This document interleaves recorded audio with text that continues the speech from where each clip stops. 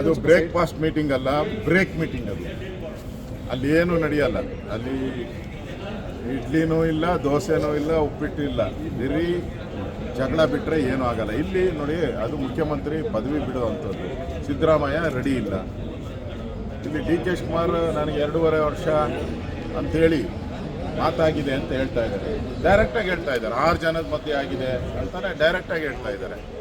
ಈಗ ಕೇಂದ್ರದ ನಾಯಕತ್ವ ಏನಾದರೂ ದಮ್ಮಿದ್ರೆ ಅವ್ರಿಗೆ, ಕೇಂದ್ರ ನಾಯಕರ ಶಕ್ತಿ ಇದ್ದರೆ, ವೀಕ್ ಅಲ್ಲ ಅಂದರೆ ಅವ್ರು ಅನೌನ್ಸ್ ಮಾಡಬೇಕಾಯ್ತು. ಹೌದು, 2.5 ವರ್ಷ ಆಗಿತ್ತು, ನಾವು ಅದನ್ನು ತೀರ್ಮಾನ ಮಾಡ್ತೀರಿ ಅಂತ ಹೇಳಬೇಕಾಯ್ತು. ಅದು ವೀಕ್ ಹೈಕಮಾಂಡ್. ನವೆಂಬರ್ ಅಲ್ಲ ರೀ, ಲಾಸ್ಟ್ ನವೆಂಬರಿಂದ ಈ ನವೆಂಬರ್ವರೆಗೂ ಇದೇ ಡ್ರಾಮಾ. ಪಕ್ಕಾ ವೀಕು. ಅದಕ್ಕೆ ಓಡೋಗ್ಬಿಡ್ತಾರಲ್ಲ. ಸೋನಿಯಾ ಗಾಂಧಿನೂ ಫಾರಿನ್ಗೆ ಓಡೋಗ್ಬಿಟ್ರು, ರಾಹುಲ್ ಗಾಂಧಿನೂ ಫಾರಿನ್ಗೆ ಹೋಗ್ಬಿಟ್ರು. ಅವ್ರಿಗೆ ರೆಸ್ಪಾನ್ಸಿಬಿಲಿಟಿ ಇಲ್ಲ ರೀ. ಒಂದು ಫ್ಯಾಮಿಲಿಗೋಸ್ಕರ ಕಾಂಗ್ರೆಸ್ ಪಾರ್ಟಿ ಇದೆ, ಅದು ಬಿಟ್ಟರೆ ಏನೂ ಇಲ್ಲ ಅಲ್ಲಿ. ಹಾಂ, ಸುರ್ಜೇವಾಲಾ ಅಂತೂ ಪತ್ತೆ ಇಲ್ಲ. ಎಲೆಕ್ಷನ್ ಟೈಮಲ್ಲಿ ಬಂದು ಆಶ್ವಾಸನೆ ಕೊಟ್ಟಿದ್ದೆ, ಭದ್ರ ಸರ್ಕಾರ, ಸುಭದ್ರ ಸರ್ಕಾರ ಅಂತ. ಯಾವುದಿದೆ ಸುಭದ್ರ ಸರ್ಕಾರ? ಒಂದು ವರ್ಷದಿಂದ ನೋ ಡೆವಲಪ್ಮೆಂಟ್, ಯಾವುದೇ ಡೆವಲಪ್ಮೆಂಟ್ ಇಲ್ಲ, ಏನೂ ಆಗ್ತಾ ಇಲ್ಲ.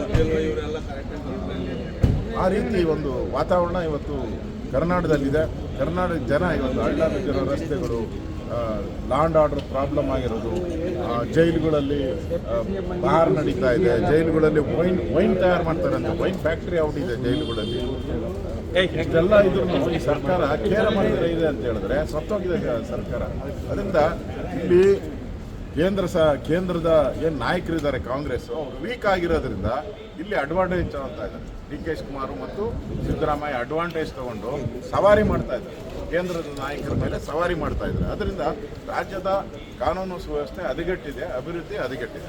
ಇದು ಬ್ರೇಕ್ಫಾಸ್ಟ್ ಮೀಟಿಂಗ್, ಇದು ಬ್ರೇಕ್ ಆಗೋ ಮೀಟಿಂಗ್ ಅಂದರೆ 100% ಬ್ರೇಕ್.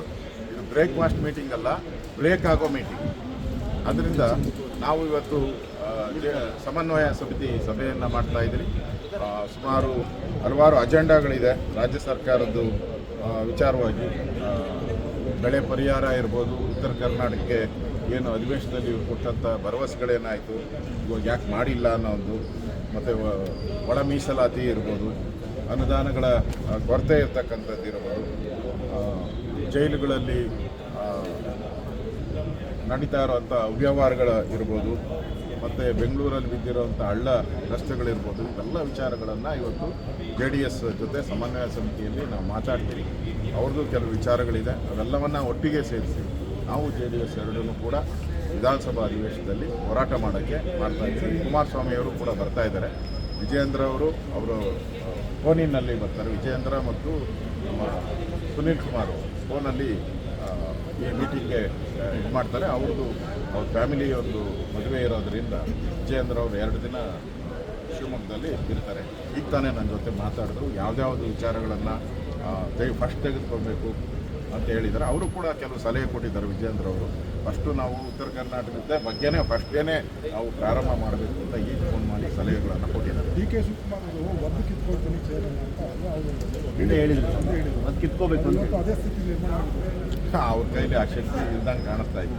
ಒತ್ತು ಕಿತ್ಕೊಂಡಂಗಿದ್ರೆ ಟೈಮ್ ಆಗೋಯ್ತಲ್ಲ, ಮೊನ್ನೆನೇ ಟೈಮ್ ಆಗೋಯ್ತು. 2.5 ವರ್ಷ ಮುಗೀತಲ್ಲ. ಒತ್ತು ಕಿತ್ಕೊಂಡಂಗಿದ್ರೆ 2 ವರ್ಷ ಕೇಳಬೇಕಾಗಿತ್ತು. ಆಗ್ತಾ ಇಲ್ಲ. ಈಗ ದೇವರುಗಳ ಮೊರೆ ಹೋಗ್ತಾ ಇದೆ. ಆಗದಿರ ದೇವರುಗಳ ಮೊರೆ ಹೋಗ್ತಾ ಇದ್ದಾರೆ. MLAಗಳೆಲ್ಲ ಗ್ರೂಪ್ ಆಗಿ ಬೆಂಗಳೂರು ಸುತ್ತಮುತ್ತ ರೆಸಾರ್ಟ್ಗಳೆಲ್ಲ ತುಂಬೋಗಿದೆ.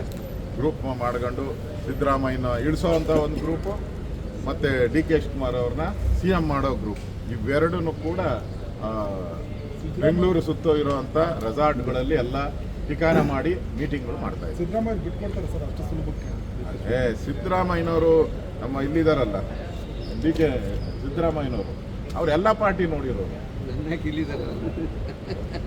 ಹಳೇ ಸ್ನೇಹಿತರು JDS. ಅವರು JDS ನೋಡಿದ್ದಾರೆ, ಬೇರೆ ಪಾರ್ಟಿನೂ ನೋಡಿದ್ದಾರೆ, ಕಾಂಗ್ರೆಸ್ಸು ನೋಡಿದ್ದಾರೆ. ಅವ್ರಿಗೆ ಅನುಭವ ಜಾಸ್ತಿ, ಓವರ್ ಅನುಭವ ಇರೋದ್ರಿಂದ, ಅಗಾಧವಾದ ಅನುಭವ ಇರೋದ್ರಿಂದ ಬಿಟ್ಕೊಡೋದು ಕಷ್ಟ. ಇಲ್ಲಿ ಇವಾಗ ನಡೀತಾ ಇರೋದು ಇದೆ. ಮಾತು ತಪ್ಪಿದ ಮಗ ಅಂತ ಒಬ್ಬರು ಹೊರಟಿದ್ದಾರೆ. ಇನ್ನೊಬ್ಬರು ನಾನು ಜನಕ್ಕೇನು ಮಾತು ಕೊಟ್ಟಿದ್ದೀನಿ ಆ ಪ್ರಕಾರ ಅಂತ ಟ್ವೀಟ್ ಮಾಡ್ತಾ ಇದ್ದಾರೆ. ಈ ಟ್ವೀಟ್ ವಾರ್ ನಡೀತಾ ಇದೆ. ತಿರುಗಿ ಟ್ವೀಟ್ ಮಾಡೋದು, ಟ್ವೀಟ್ ನಂದಲ್ಲ ಅಂತ ಹೇಳೋದು.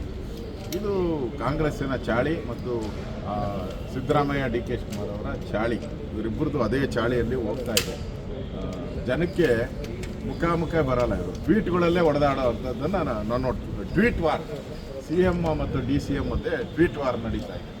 ಇದು ಇವತ್ತು ಬ್ರೇಕ್ಫಾಸ್ಟ್ ಮೀಟಿಂಗಲ್ಲಿ ಬ್ರೇಕ್ ಆದಮೇಲೆ ಅದು ಡೆಲ್ಲಿಗೆ ಶಿಫ್ಟ್ ಆಗ್ತದೆ.